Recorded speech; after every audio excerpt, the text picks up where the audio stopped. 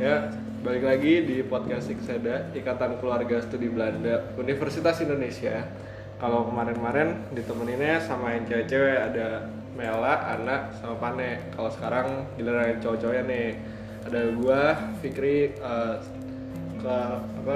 mahasiswa sastra Belanda 2019. Sama di sini gua nggak sendiri nih, ada partner gua namanya Raffi. Kenalan, Fi. Oke, halo semuanya.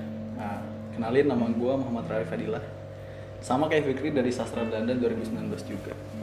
Nah, di episode kali ini kita kedatangan tamu dari Belanda 2016, Yeah. Bang Hanif. Ya, silakan Bang, waktu dan tempatnya. Ya, halo Fikri, halo Raffi, Halo Bang. salam kenal. Halo semuanya, nama gue Muhammad Hanif Sambodo, angkatan 2016, di kampus biasa dipanggil BH, dipanggil Hanif juga. Oke. Tergantung orangnya mau manggil gue kayak gimana. BH itu panjangannya apa tuh Bang? Bang Hanif. Bang sih Hanif sebenarnya. ya. Gara-gara orang tua gue aja disingkat jadi BH. Oke. Nah, berarti kalau buat maba nih, kita manggilnya Bang BH atau BH ya? Soalnya kemarin gue kenal sama lu nih ya. Itu siapa tuh namanya senior lu? BH, berarti gue manggilnya Bang BH gitu. Gak tau nih kepanjangannya siapa. Bang Hanif. Iya, Bang Hanif gitu. Semakin banyak maba masuk, gelar bang Tangnya gue makin banyak. banyak. Bang BBH, bang BBH. Jadi ribet juga gitu. Sibukan gimana Bang? Ya. Sehari-hari ngapain aja semenjak corona nih, work from home? Kuliah from home, PJJ. PJJ. Kita nggak bekerja aja, kita Iya, nggak bekerja ya. nggak bekerja. Di kuliah from home. Ngapain aja tuh Bang kesibukan ini? Jadi kita, tumpah sih buka. Nah, jadi ya gue kesibukannya ya gini-gini aja di rumah, PJJ, kuliah, UAS, Netflix and chill, terus ya mencari kesibukan lah. Padahal kagak sibuk-sibuk amat di rumah. Jadi ya lumayan lah ya ngisi podcast saya dan juga buat nambah. Kalau kuliah lancar Bang?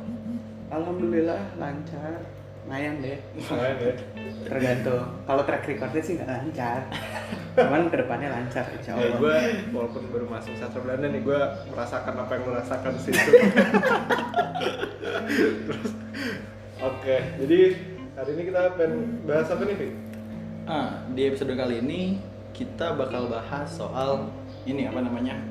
Minol atau minuman beralkohol. Gimana tuh? Gimana? Jadi ya, Bang Hanif, Fikri, beberapa saat yang lalu di pandemi ini itu ada apa namanya rancangan undang-undang baru soal minuman beralkohol. Oke. Jadi dalam penjelasan umumnya ya, pengusul RUU ini mengatakan bahwa minol ini berbahaya bagi kesehatan, khususnya kemampuan otak. Minol juga dianggap mendorong kejahatan. Selain itu, pengusul menilai minol tidak sesuai dengan norma agama dan juga bangsa Indonesia religius. Belepotan.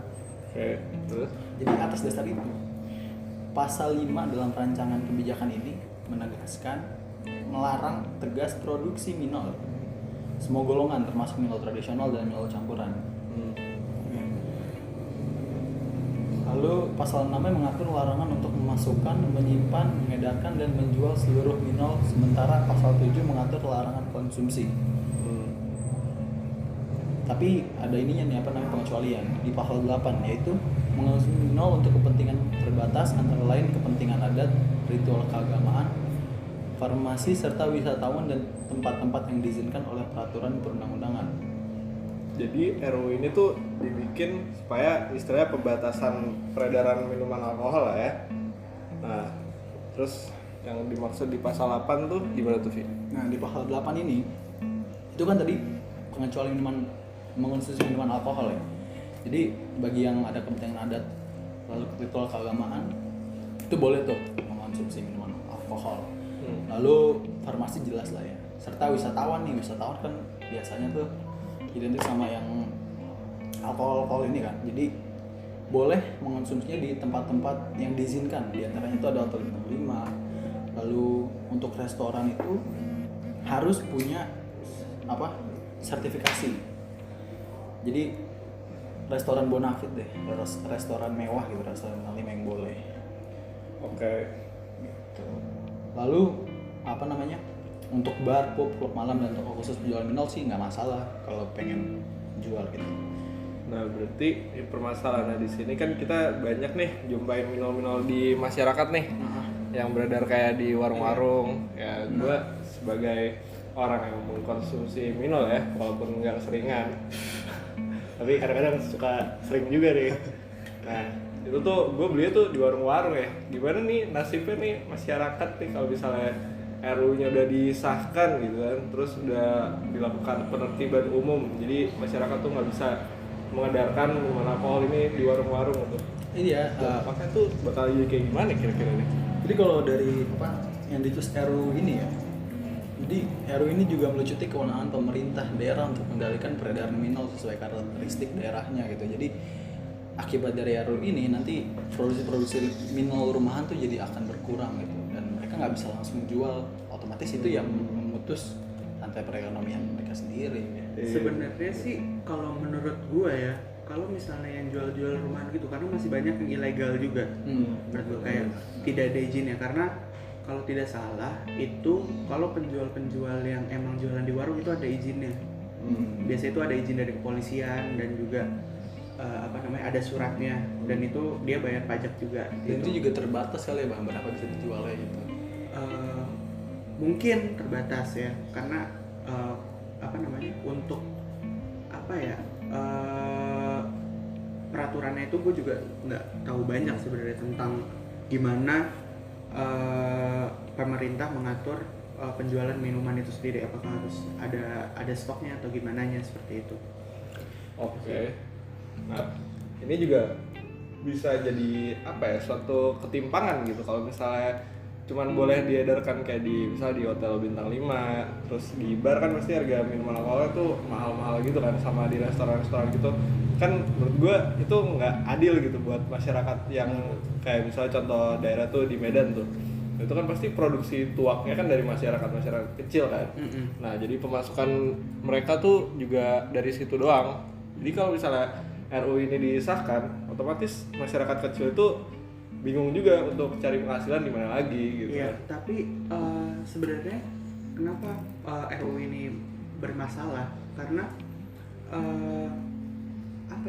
kita sudah mengenal banyak banget minuman-minuman yang tradisional kayak ciu, terus tuak tadi yang lo sebutin, dan juga yang baru banget legal, cap tikus.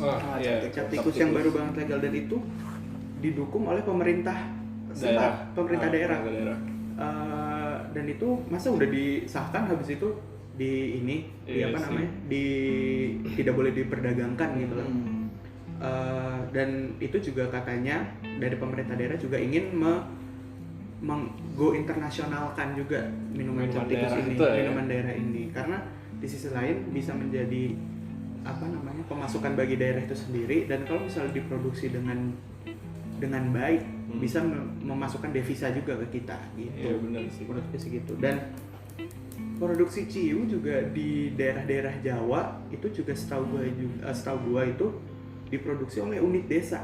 Jadi gue dapet cerita dari teman gue, jadi pada saat dia mau beli itu kayak tempat gitu, cuman di situ diawasi oleh pemerintah, karena di situ unit desa dan menjual ciu.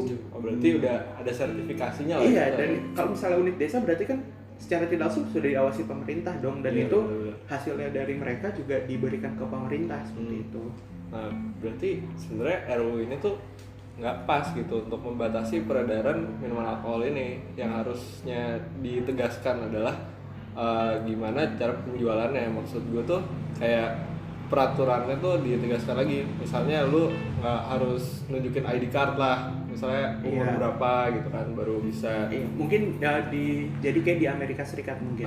Belinya seperti harus ngasih ID card atau misalnya gimana gitu. Soalnya kalau di negara luar juga setahu gua minuman alkohol ini dijualnya tuh kayak di minimarket bebas gitu. Iya, cuman kan kita terakhir 2000 berapa gitu yang di minimarket itu sudah mulai pelarangan tuh, kecuali yang di Bali doang tuh boleh. Bener. Dan dulu sempet kok gue ngeliat ke supermarket tuh minuman beralkohol tuh dijual di Alfamart atau Indomart seperti itu. Menurut gue mengilegalkan ini akan terjadi blunder juga menurut gua. Kenapa? Karena kalau misalnya ini ilegal akan banyak produksi minuman keras yang ilegal. Iya benar. Maksudnya sekarang aja yang begini aja produksi minuman keras ilegalnya banyak. Iya. Gimana kalau ditutup? Iya betul juga. Lagi miras oplos ya. Iya, itu lebih berbahaya lebih lagi. berbahaya. Karena tidak diawasi oleh pemerintah, kan? Gue juga takutnya akan terjadi kayak di Amerika Serikat. Gimana tuh? Pada tahun, gue lupa tahun berapa itu. Pokoknya dulu masih marak-maraknya moonshine namanya. Jadi itu minumannya itu diproduksi oleh petani-petani yang punya petani gandum gitu. Jadi rumahan gitu, bener-bener rumahan. Karena pada saat itu benar-benar dilegalkan itu. Dan jadi zaman gue lupa tahunnya berapa. Itu banyak penggerebekan moonshine gitu. Dan itu sampai dimainin oleh mafia dan segala macam gitu. Wah, gila juga ya. Berarti kalau misalnya kita istilahnya nih ya, kalau RU ini disahkan, berarti kita tuh sama aja kayak Amerika di masa lalu gitu loh. Iya, karena pada saat daripada duit ini ke orang-orang yang nggak jelas, maksudnya mendingan maksudnya jelas gitu ke negara, ada yang koordinir, ada yang mengawasi dan segala macam, dan duitnya juga nggak maksudnya bisa menjadi pemasukan juga buat negara seperti itu. Iya benar sebenarnya. Jadi peraturan yang sekarang tuh sebenarnya tuh bukan masalah apa ya, penyegatan peredaran di masyarakat ya, lebih kayak penertiban peredarannya gitu kan. Iya mungkin penertiban, cuman kayaknya kalau misalnya kayak gini ya pasti akan ada lobby-lobby RUU lagi sih yang mungkin emang mau ini aja, mau nyari duit aja. Di masyarakat tuh banyak banget tuh pengonsumsi minuman alkohol itu kan. Iya. Ya, mulai dari ya anak muda lah, Iya. kan buat bir santai gitu Iya. ya kan, sampai kayak yang buat benar-benar santai gitu. Iya, tapi apa ya? Minuman-minuman ini kalau misalnya dilarang karena masyarakat Indonesia yang religius. Oke, Indonesia tapi kan menganut Pancasila yang maksudnya apa namanya? Keperbedaan gitu. Yang beragama, maksud di agama-agama lain juga maksudnya ada yang minum juga gitu loh. Dan apa namanya? Kalau misalnya melarang karena perbuatan religius, nah religiusnya itu nggak ada marknya gitu, nggak ada benchmarknya. Iya. Religius itu gimana sih, penilaian religius itu Jadi gimana nggak sih? ada standarisasinya. Nggak ada gitu standarisasi religius itu seperti gimana gitu. Dan kalau misalnya, dan kan kita juga hidup bareng-bareng gitu. Iya. Dan ya kalau misalnya di situ dicatat bahwa ritual karena ritual keagamaan apa namanya, cuman beberapa doang yang bisa. Cuman nanti misal cuman di ritual beragama doang, nanti malah bisa menyeleweng kemana-mana. Takutnya sih di situ gitu. Misalnya cuman adat doang, kan kasihan gitu. Soalnya kata apa? Kalau kata toleransi yang ada di Indonesia tuh belum sepenuhnya dijalankan gitu ya. Iya sih. betul. Apalagi ini kan menyangkut minuman beralkohol nih, lebih sensitif kan, dimana stigma di masyarakat tuh minuman alkohol menuju yang perbuatan yang tidak baik. Padahal itu tuh manfaatnya banyak ya kan. Contoh kayak anggur merah itu sebenarnya karena masyarakat mengkonsumsinya berlebih, sebenarnya itu tuh jamu. Iya. Nggak, sebenarnya gimana ya? Minumnya itu ya udah biasa aja, nggak usah lebih-lebih gitu. Nggak usah lebay. Gitu. Karena ya udah lu tahu takaran buat lu sendiri lah. Iya, benar. Gitu. Drink responsibility. Ya. Drink with responsibility. Kalau bahasa Belandanya drink met mate. Drink met mate. Keluar dari DT itu. Nah, Drink met mate. karena podcast ini menyangkut ke Belandaan. perbelandaan, ada tuh minuman dari Belanda namanya Heineken. Kan udah cukup sama- lama juga ya Iya, di cukup Indonesia. lama juga. Heineken sama Herman Herman Jansen ya. Mungkin Tuh. Bang Adi bisa ceritain gimana itu prosesnya atau Sebenarnya yang terkenal dulu deh Heineken. Heineken itu di Indonesia itu sudah sejak zaman kolonial 1932. Itu pabrik awal itu di Semarang. Di Semarang, dan itu di apa namanya, diawasi oleh pemerintah Belanda pada saat itu. Lalu pada saat Indonesia merdeka, pabrik itu dinasionalisasikan. Dinasionalisasikan sampai sekarang jadi di bawah naungan perusahaan PT Multibintang. Tapi lisensinya dipegang Multibintang di bawah pengawasan Heineken. Gitu. Jadi resepnya itu sama yang dari Heineken. Belanda juga ya. Dari Belanda juga. Maksud pengawasannya Belanda, cuma produk-produknya ya dari Indonesia, dan itu dengan sumber daya lagi kan. Bahan-bahannya itu bahan-bahan Indonesia gitu. Dan satu lagi Hermann Jansen. Hermann Jansen ini ya kalau kalian masih awam gitu ya. Hermann Jansen ini sebenarnya produknya udah dari tahun 1777 di Belanda, di Schiedam tepatnya. Itu big drink company gitu kan ya? Iya. Jadi awalnya itu dia perusahaan rumahan keluarga lah. Nah, baru dia menggurita lah kemana-mana, menjual produk-produknya dengan nama Hermann Jansen. Karena Hermann Jansen itu sendiri itu nama dari anaknya si yang punya ini, gue lupa namanya. Nah, di situ setelah membuka menyuplai minuman kemana-mana, itu di Indonesia itu dijual atas nama produk Mansion House. Mansion House itu hanya dijual di benua Asia. Mansion House, tapi itu atas lisensi dari Hermann Jansen. Kalau di Asia itu namanya Mansion House, tapi lisensinya Hermann Jansen. Kalau di Eropa tetap namanya Hermann Jansen. Hermann Jansen punya produk lagi yang khusus Asia, namanya Mansion House. Nah itu awalnya kalau nggak salah di India.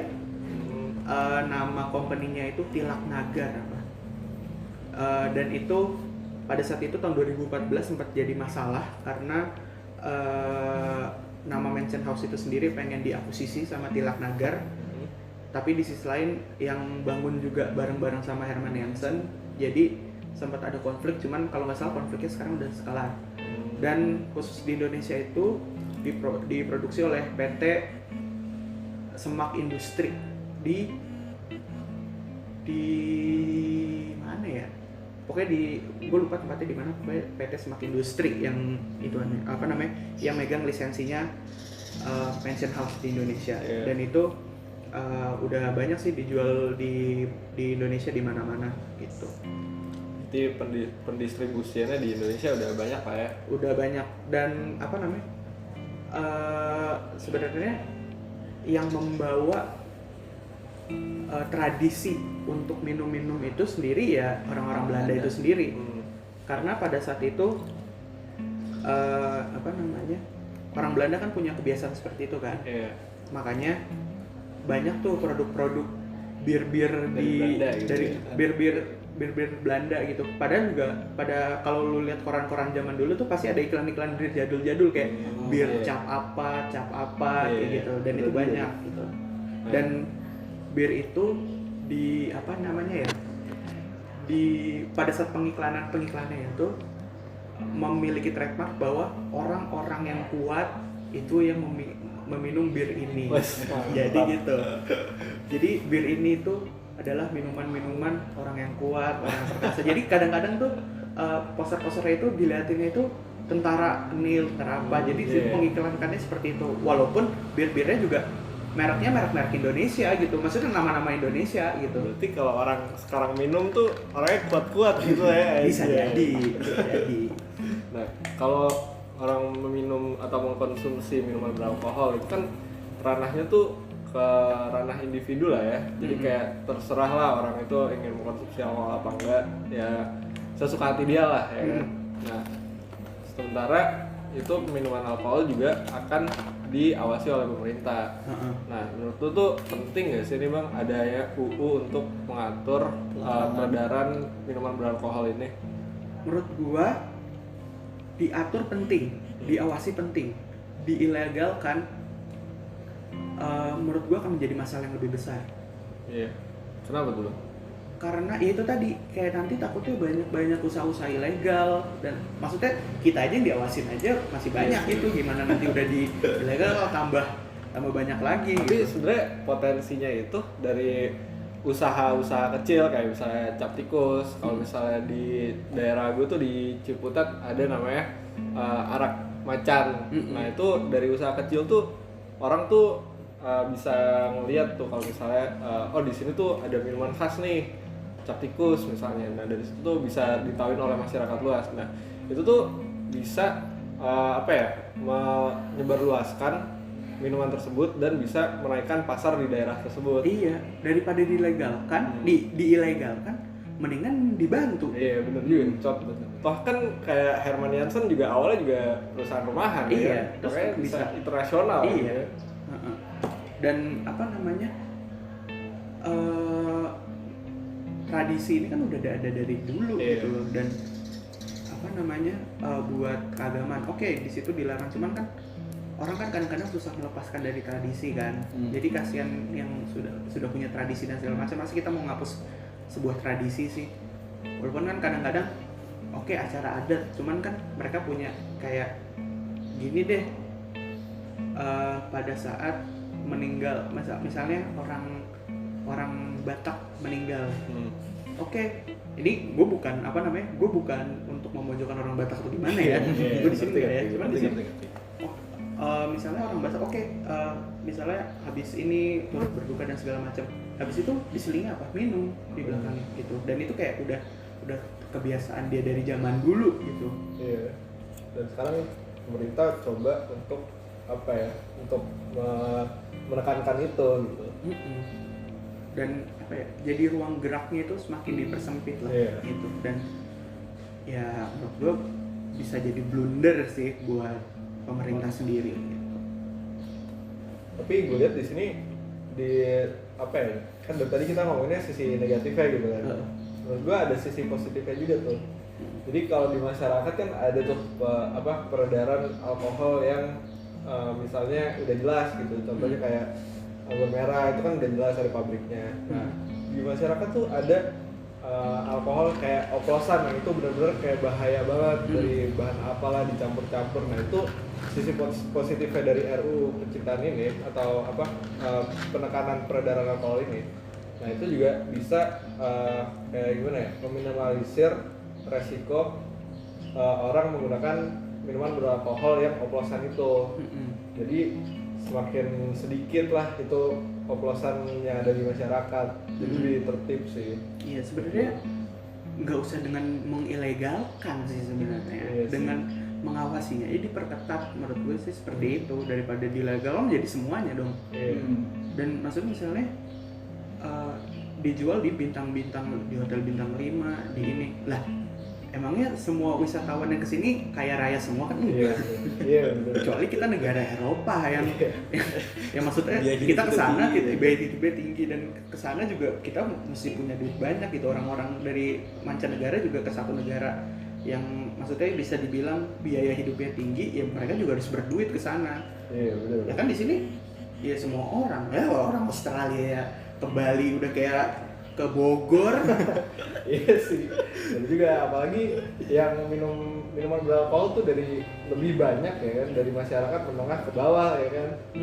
Nah, jadi kalau untuk penekanan distribusi minuman beralkohol ini menurut gua kurang pas juga lah. Lebih pasnya tuh menertibkan ya kan. Iya, betul. Nah, menurut lo gimana, Vi? Ya gue setuju sih soal gimana ya, nggak melarang semuanya untuk memproduksi, tapi memberikan batasan gitu. Dan semuanya itu kayak udah pemerintah terus masyarakat semuanya udah harus bekerja sama gitu. Dan mereka semua harus oke lah, ini untuk kepentingan kita bersama, untuk positif kita semua. Jadi nggak boleh lah peraturan yang udah ada ya udah lu ikutin aja semua yang ada di peraturan ini. Itu sih kalau menurut gue setuju aja. Cuman soal tadi tuh RUU ini agak memberatkan sih menurut gue bagi yang mereka nih memang punya passion dalam hal meracik minuman beralkohol. Dan mereka yang udah sekiranya di lingkungan dia itu udah terkenal gitu, tapi ditutup atau geraknya itu terbatas gara-gara RU ini, jadi kasihan juga sih. Iya benar. Tadi kan gue sempat ngomong kan kenapa itu bir-bir itu diidentikan dengan orang-orang kuat, karena dulu prajurit-prajurit Kenil itu dulu minumnya itu ya bir, dan itu udah tradisi dari mereka yang dibawa ke Indonesia. Terus kayak nggak selain prajurit, pelaut juga seperti itu juga biasa untuk minum gitu. Jadi emang di sisi lain di Indonesia udah punya tradisi kuat tentang minum, dan ditambah lagi dari Eropa juga datang dan mereka punya kebiasaan minum, dan mungkin itu cocok mungkin. Iya. Jadi cocoknya tuh di situ lah iya, ya. cocoknya di Masyarakat Indonesia dan Eropa zaman dulu. Cuman ya minuman bir ini sendiri juga nggak ada sebenarnya di Indonesia kan. Cuman dibawa oleh Belanda pada saat itu. Iya. Nah, di sini kan kadang ada tuh mahasiswa suka bikin acara-acara gitu kan. Nah, itu tuh ada sponsor untuk acaranya itu ya perusahaan minuman beralkohol. Itu menurut pandangan lu gimana tuh, Bang?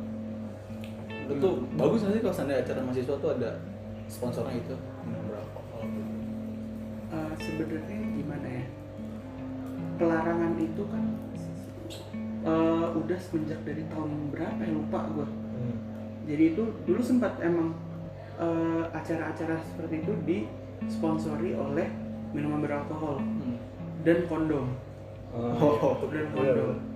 Cuman ada peraturan bahwa karena ini institusi pendidikan, maka dilarang lah itu untuk masuk ke dalam ranah pendidikan. Karena maksudnya di situ kan kontras sekali kan, maksudnya yang satu kok sponsornya begini, kok dia begini gitu. Mungkin pada saat itu ada pelarangan bahwa produk ini tidak boleh masuk ke ranah pendidikan, institusi pendidikan. Okay. Tapi kan biasanya kalau sponsor-sponsor dari ini biasanya besar gitu dana yang keluar gitu.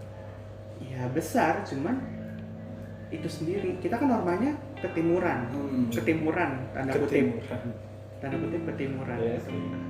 Makanya dengan ada ini, ya di sisi lain juga sangat berkontras dengan norma juga loh. Norma-norma apa kan? Lu masyarakat. Iya, maksudnya lu mau belajar tapi masa produk lu begini gitu. Bener sih. Kayak gitu. Cuman di seling belajar itu tuh kadang-kadang kita juga butuh hiburan gitu kan. Iya. Ya oke. Ya boleh lah untuk mahasiswa-mahasiswa. Kalau menurut gue pribadi ya. Iya, mahasiswa-mahasiswanya tapi yang udah 21 tahun ke atas. Iya, maksudnya jangan udah cukup umur. Iya, jangan lu maba. Lu maba cuma 19 tahun belum boleh minum gitu. Tapi ada aja tuh Tiba-tiba yang bandel gitu kan. Tiba-tiba kan gitu kan usia masih SMA lah, kok ada di sini. Waduh. Makanya itu kita lihat bahwa pengawasan dari pemerintahnya itu sendiri masih kurang. Iya, kali itu. benar-benar. Gitu. Berarti emang udah pasnya itu kita tuh diberlakukan RUU untuk membatasi usia pemakaian beralkohol, dan itu perlu ditertibkan oleh aparat-aparat keamanan masyarakat gitu lah ya. Ya seperti polisi lah. Gitu. Sebagai sebagai penjaga masyarakat itu sendiri. Itu sih yang maksudnya yang ya minum harus 21 tahun ke atas gitu loh. Udah ada peraturannya, kecuali pemerintah menurunkan umurnya, batas umurnya baru. Kan maksudnya kayak di setiap negara juga beda-beda. Benar.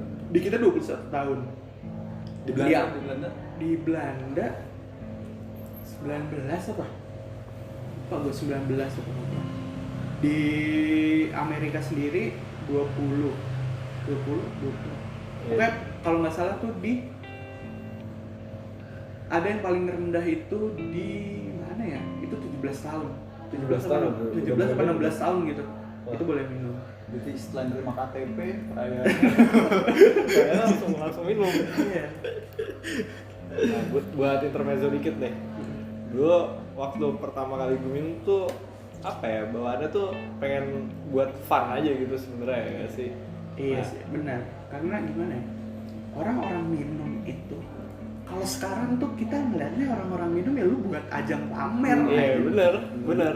Itu Iya. tuh. Iya, lu minum gak usah difoto juga lu bisa minum gitu. Ya, maksudnya lu ya udahlah, gue tahu lu ingin menyebarluaskan kegiatan lu dan berbagi momen untuk melihat vibes lu tuh sedang apa Iya, gitu. Cuman kalau menurut gue pribadi ya, orang yang foto kayak minuman berapa hal terus dia lagi minum sambil pose yang seperti itu tuh kayak norak gitu. Alay gitu loh. Iya, kayak maksudnya ya udahlah lu minum aja gitu. Ya itu menurut gue pribadi gitu. Iya. Ya untuk yang merasa tersindir ya sorry deh. Sorry to say nih. Tapi di sisi lain juga minum itu bisa mengeluarkan kejujuran seseorang gitu loh. Nah, itu gimana tuh, Bang? Boleh diceritain? Maksudnya gini loh, lu minum, maksudnya minum itu jadi enak untuk diajak lu ngobrol gitu loh. Membawa untuk ngobrol ya bisa lah ngopi dan segala macem Iya, gitu lah. bener. Ya maksudnya ya lu minum, tapi kalau sambil ngobrol itu enak banget, pasti di situ akan ada terasa heart to heart-nya gitu. Kayak lebih into deep conversation gitu. Iya, lah ya. betul. Lu jadi lebih apa namanya tersentuh gitu. Apa namanya? Inian lu pikiran lu menjadi bahwa aduh, jadi lu lebih leluasa untuk ngomong, Enak buat curhat lebih gitu lah ya. enak bercurhat gitu kan. Bisa sih. Ada tuh kalau kita lihat meme-nya tuh, kalau misalnya apa namanya, kalau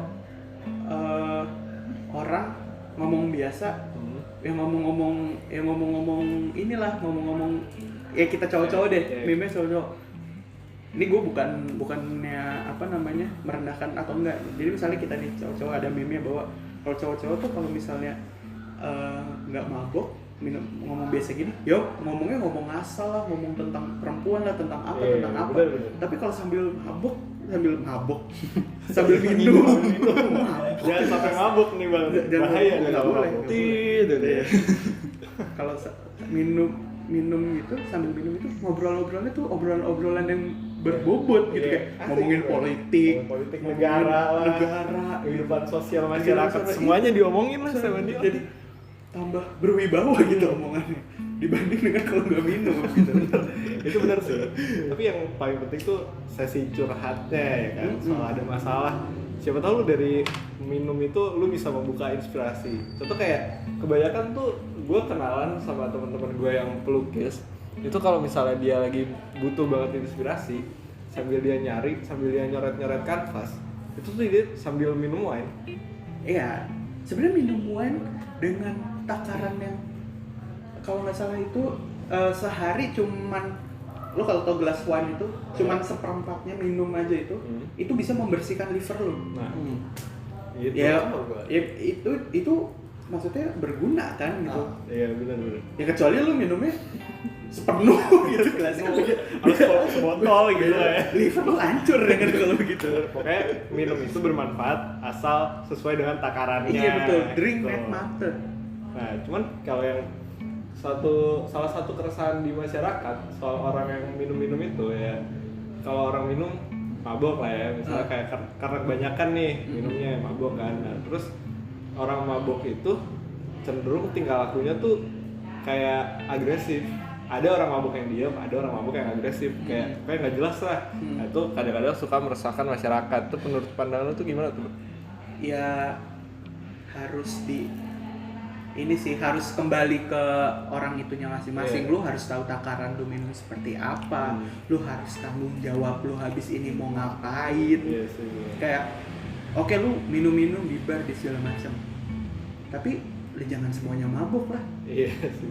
Harus ada satu orang yang nggak minum karena lu nggak lu masa naik mobil aja, masa lu berkendara sambil di bawah pengaruh gitu kan. Iya sih. Nggak baik, bikin kecelakaan gitu. Berarti seenggaknya adalah orang yang mengawasi ya saat Harus ada mengawasi dan harus kembali ke individualnya masing-masing itu sendiri. Gimana lu minum itu dan gimana, oh ini cukup nih segini, udahlah nggak usah berlebihan. lu masih ada hari esok gitu loh. Iya, benar. Dan kalau misalnya orang minum tuh ya selain tahu takarannya, lu harus tahu lu tuh ada di mana gitu kan. Iya.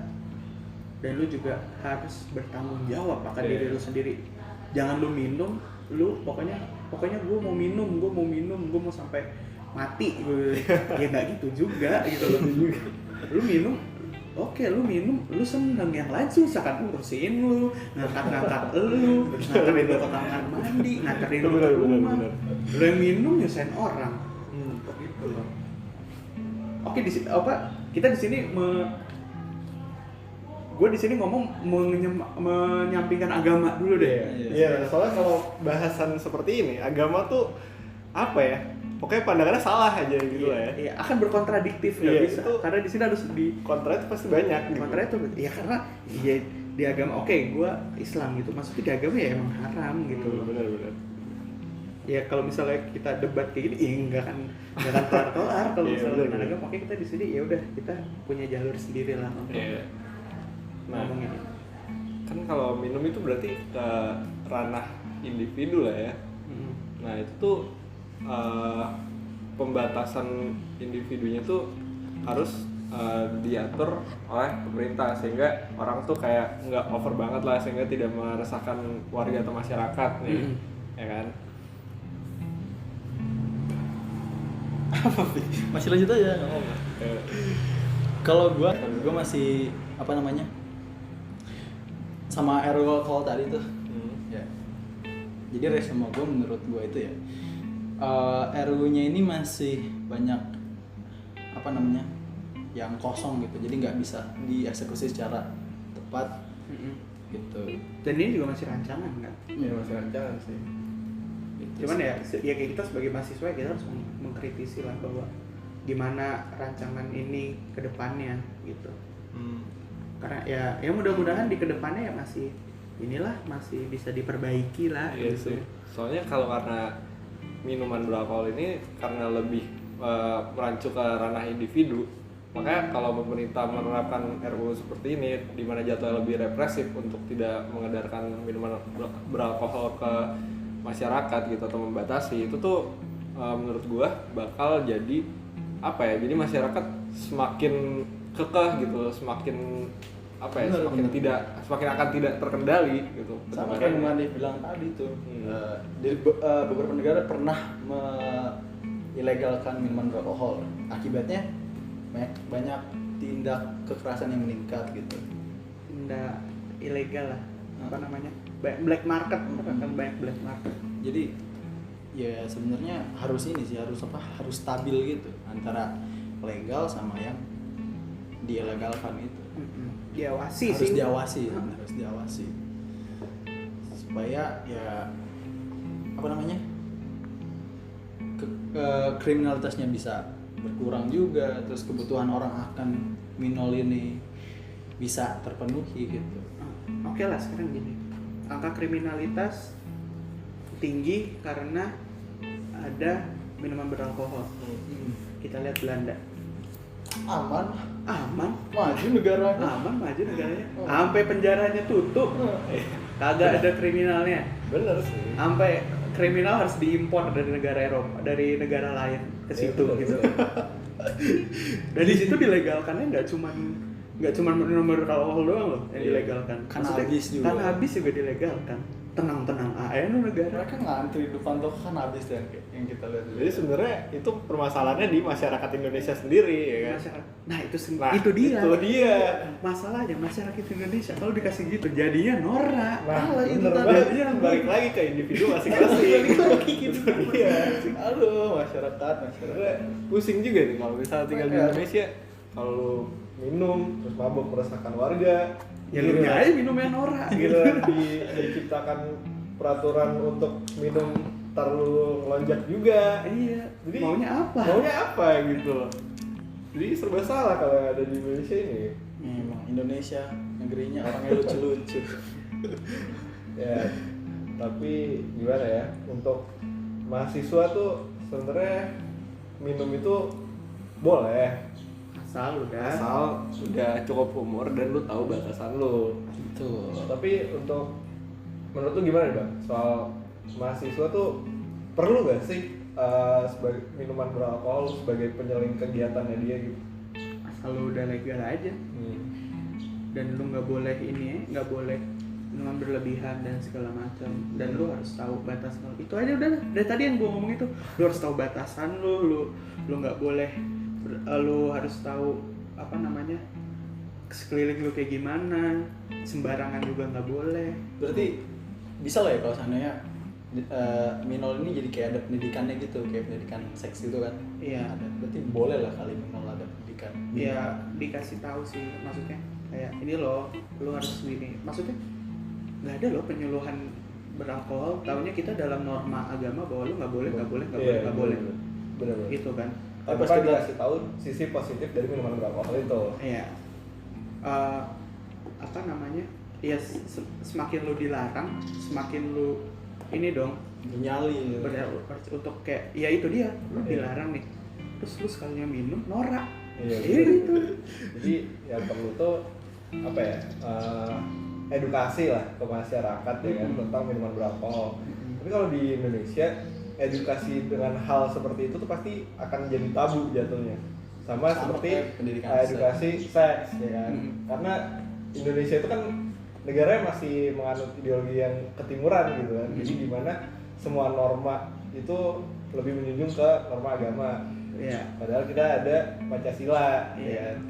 Ya Pancasila kan satu ketuhanan yang Maha Esa. Iya. Mungkin mereka merujuk ke situ kan. Iya, itu benar banget. Cuman menurut gue nih perlu banget adanya edukasi tentang minuman beralkohol. Iya betul. Karena ya udah banyak korbannya. Iya benar. Tuh apotek apa? Kenapa tuh? Apotek mana tuh yang ditabrak tuh? Yang mobil itu. Iya. Aduh lupa lagi. Coba search deh. Apotek apa namanya? Kepo. Apotek Senopati. Itu ditabrak sampai 2 kali loh. Dua Dia habis kali ya? ditabrak nih. Seminggu kemudian dia udah ditabrak lagi dah. Itu basi-basian orang-orang yang mabuk dari Senopati kan, karena itu kan tikungannya tuh kayak si apotek itu kan di tikungan gitu kan. Kalau lu dalam keadaan bawah sadar lu pasti mabuk dan lu nggak tahu, lu susah kan lu mulai kan. Jadi kan itu belokannya agak tajam ya, jadi lurus dari tabrakan 2 kali loh itu apotek ditabrak. Itu ya karena dampak orang yang minum juga sih. Dampak minum dan berkendara. Harusnya lu kalau minum ya lu pulang pakai Grab car kayak Antarin teman lu taksi gitu yang ya. dari teman lu yang nggak ini gitu. Jangan mentang-mentang gua kuat bisa pulang sendiri mabuk. Kasihan kena apotek. Iya, kasihan. Nah iya tadi yang dibilang Bang Hanif, tergantung kesadaran individu dan lu tahu batasan. Iya. Dan di samping itu lu juga harus di bawah pengawasan orang yang masih sadar gitu. Sampai ada loh yang bikin artikel gitu, alasan kenapa apotek Senopati sering jadi sasaran tabrak. Ya itu basian-basian anak-anak Senopati. Ayo lah ya. Kasian banget apotek. Apotek jadi korban. Maksudnya kayak kasihan orang lain gitu. Maksudnya orang-orang yang nggak minum jadi ya menilainya karena itu ya alkohol ya ini terus apa namanya bernegatif terus gitu loh. Karena positifnya juga ada si positifnya juga gitu loh.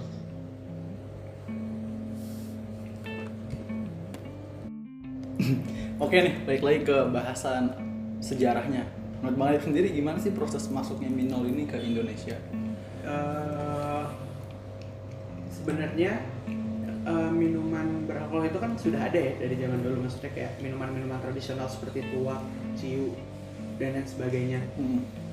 Sebenarnya yang dibawa Belanda sendiri ke Indonesia itu adalah minuman beralkohol itu bir itu dibawa sama tentara Kenil. Tentara Kenil itu kebiasaan untuk punya kebiasaan untuk minum bir. Nggak cuman tentara doang, pelaut juga minum bir seperti itu. Makanya masuklah bir itu ke Indonesia lewat tentara-tentara Kenil. Nah, itu uh, pada saat itu banyak raja-raja Jawa yang tertarik gitu dengan baunya bir ini. Oke. Cuman pada saat itu kan dia itu masuknya awalnya pada abad ke-20. Pada saat masuk ini bir ini maksudnya raja-raja Jawa melihat atau membau gitu bahwa ini enak nih minumannya. Cuman pada saat itu kan banyak raja-raja Indonesia yang muslim, raja-raja Jawa yang muslim. Iya.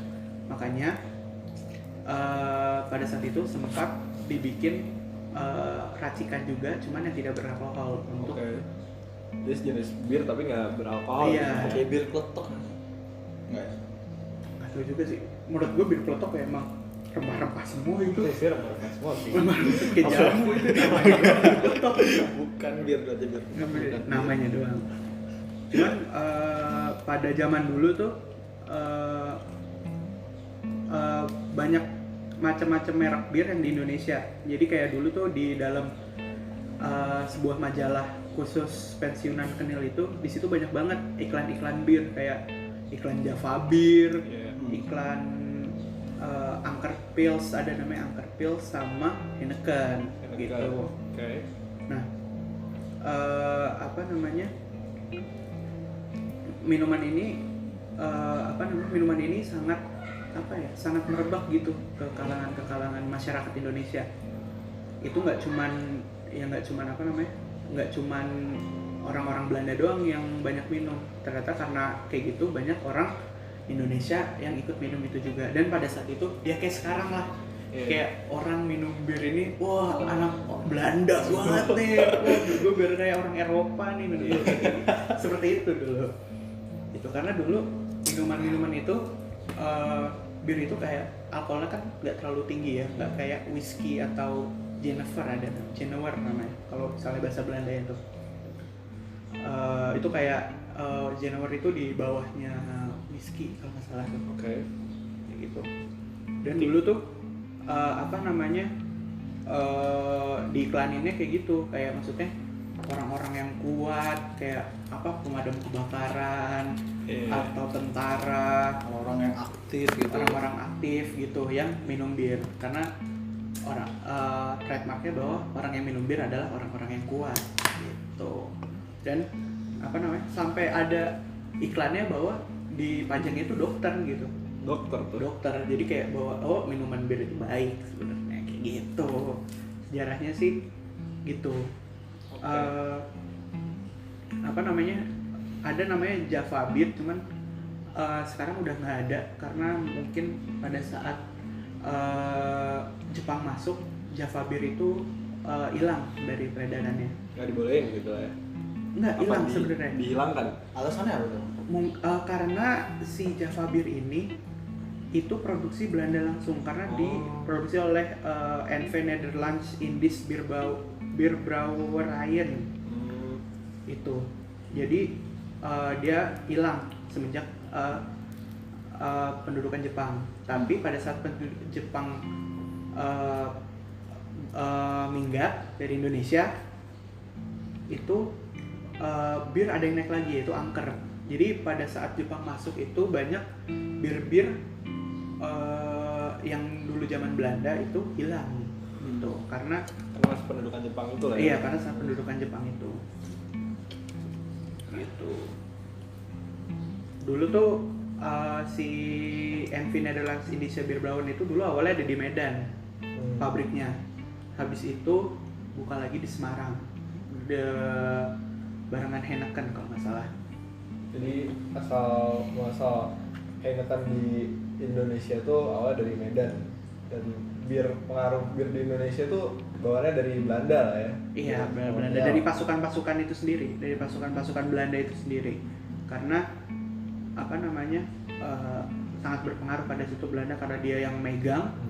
Jadi tradisi-tradisinya banyak yang bercampur dengan tradisi-tradisi Indo. Makanya lahirlah ada namanya tradisi